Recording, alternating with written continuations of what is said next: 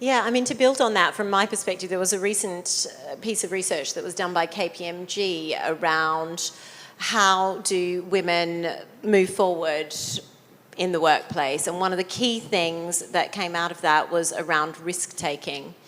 And that was actually an element when they compared it between men and women where, to your point, Harriet, men were more likely to take a risk.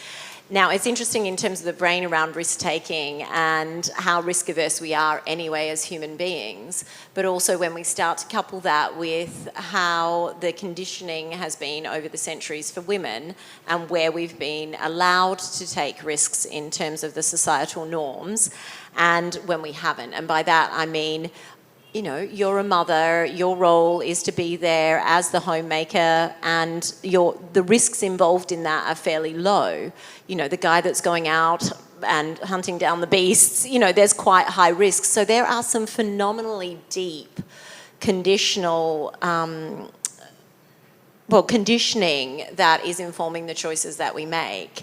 So when I think about what is the difference between men and women around them stepping up and standing out, it's absolutely, you know, happy to kind of BS their way into it, but there is some really deep underlying factors that we need to look at around what are the expectations of ourselves and what are the expectations that other people have for us. And again, that brings me back to the idea around who is setting the rules.